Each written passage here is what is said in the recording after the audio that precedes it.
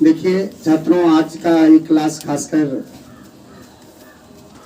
Lucent book से exercise 12A है क्षेत्रमिति में, जो ये बताता है हमको कि क्षेत्रफल से संबंधित जो त्रिभुज में खासकर हम आपको बताना चाहेंगे। अभी जो चैप्टर है वो त्रिभुज से रिलेटेड, क्योंकि किसी भी बंद आकृति का हम लोग क्षेत्रफल अगर निकालते हैं और बंद आकृति का एक विशेष परिमाण होता है, एक विशेष महत्व होती है, खासकर क्षेत्रफल में और परिमिति में। दो चीज ध्यान से सुनेंगे, क्षेत्रफल और परिमिति। परिमिति मीन्स परिमाप, परिसीमा, घेरा, पूरे बंद जो उसकी जो ये है, सरकमफ्रेंस कहते हैं, पेरीमीटर कहते हैं। तो इस तरह से, और अंदर की जो एरिया है जिसको आप क्षेत्र कहते हैं, तो सभी लोग भली भांति परिचित है इससे। तो मेरे कहने का मतलब है कि ल्यूसेंट प्रकाशन से मेंसुरेशन मीन्स क्षेत्रमिति में एक्सरसाइज 12A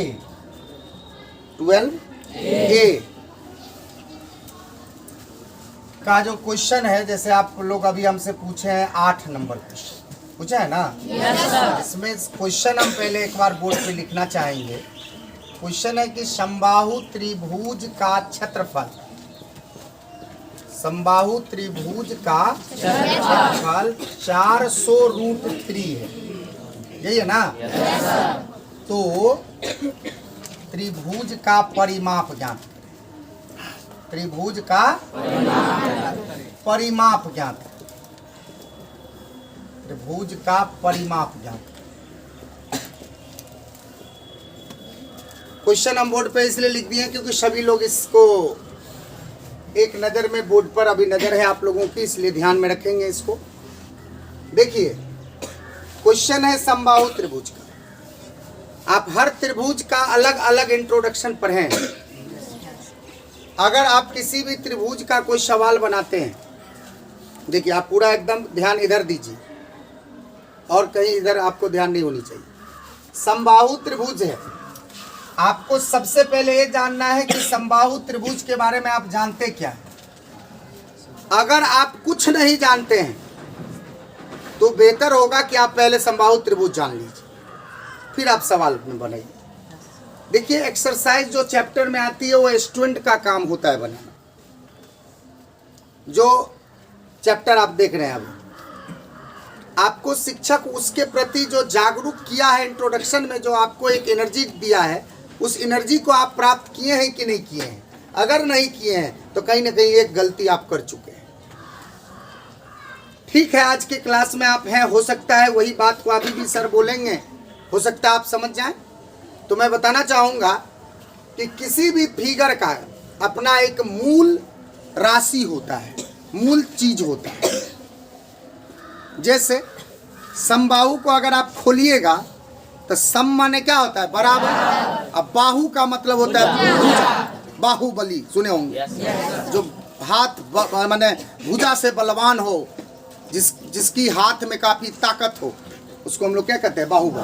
अच्छा, बाहु शब्द का अर्थ होता है हाथ, भुजा।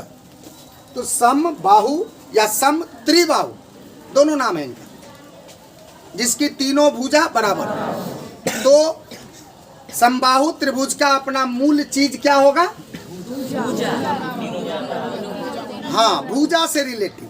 तो आपको भुजा या तो बुक दे पहले, या नहीं तो आपकी महत्वाकांक्षा होनी चाहिए, आपकी इच्छा होनी चाहिए कि हाँ मुझे इस त्रिभुज में कम से कम भुजा जो दे देता तो बहुत ही अच्छा। नहीं समझे? या तो किताब भुजा देगा तो मैं कुछ अदरवाइज काम करूंगा, या किताब अदरवाइज कुछ देगा तो मेरा काम है क्या क्या करना, भुजा प्राप्त करना। क्योंकि मूल चीज है किसी भी फिगर का, मैं बता रहा हूं, ये नहीं कि समबाहु त्रिभुज, किसी भी फिगर का मूल चीज पहले जरूरी है। क्वेश्चन निश्चित ही मूल चीज को छुपाता है।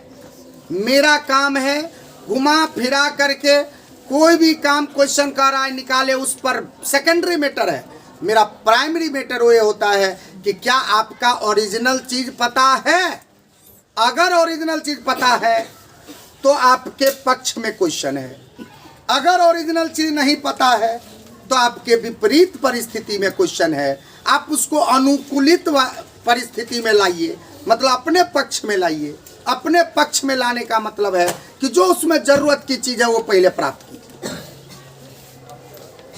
बात कुछ समझे मेरी बात? मतलब अब इस त्रिभुज के लिए, समबाहु त्रिभुज में हमको पता है कि जरूरी है मेरे लिए क्या चीज? भुजा।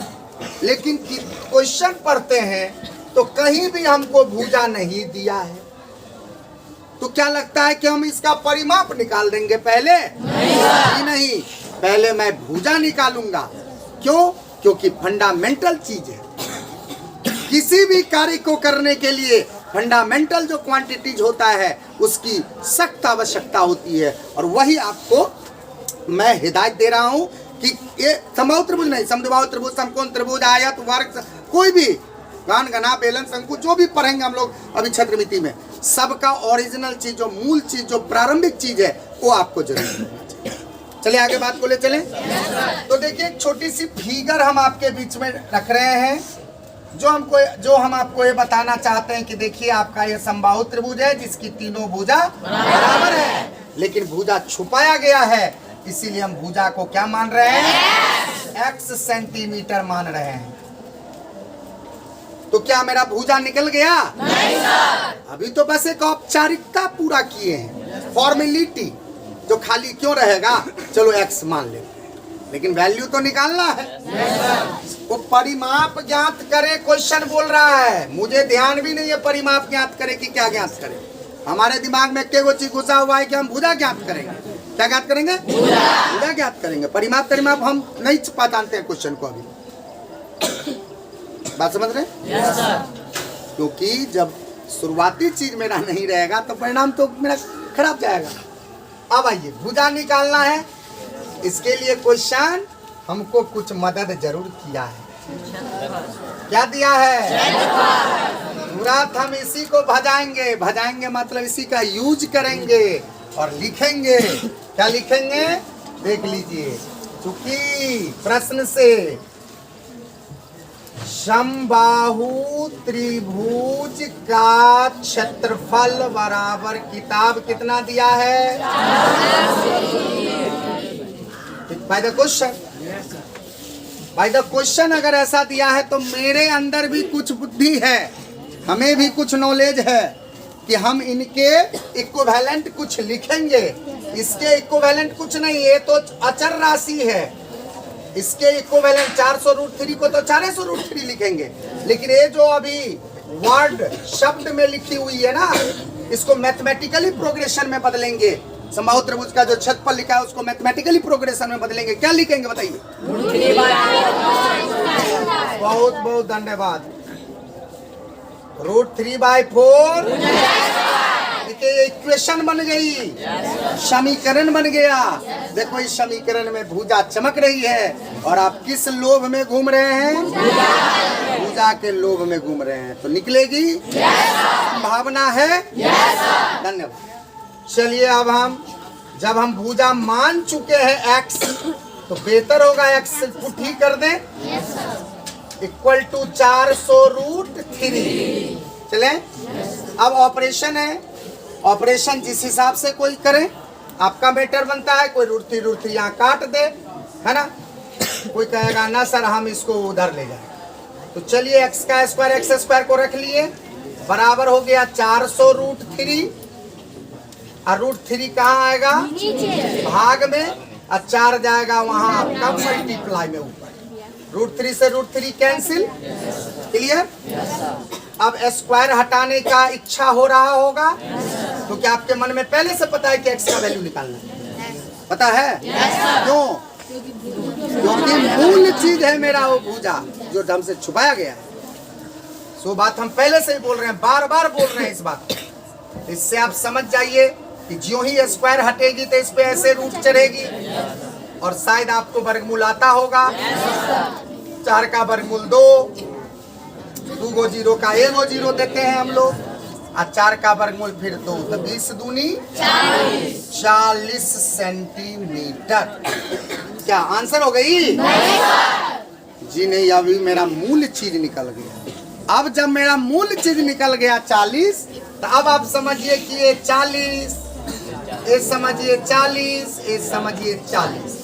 तो 100% हमको लगता है कि आप किताब जो कहेगा, अब हम आजाद हैं, मेरा मूल चीज निकल गया। तो अब आपको परिमाप कहता है। परिमाप का अर्थ जानते हैं? परी मीन्स बाहरी परी। अब माप, माप, नाप, जाओ नाप, नाप, नाप। कहाँ से कहाँ कहाँ नाप? बाहरे बाहरे नाप। तो बाहरे बाहरे नापो, बाहरे बाहरे नापो, अंदर नहीं घुसना है। ऐसे नापो तो 40, ऐसे नापो 40, ऐसे नापो 40। परिमाप, ठीक है। तो लिख देते हैं इसीलिए त्रिभुज का परिमाप। त्रिभुज का कोई फॉर्मूला लिखता है 3 गुने भुजा, कोई कुछ लेता है, अपना अपना मैटर है। हाँ, तो 40 जोड़ 40 जोड़ 40, 40 दिए 120 सेंटीमीटर आंसर। कोई लिख देगा 3 गुने 40, कोई कुछ लिख देगा। क्या कोई दिक्कत हुई?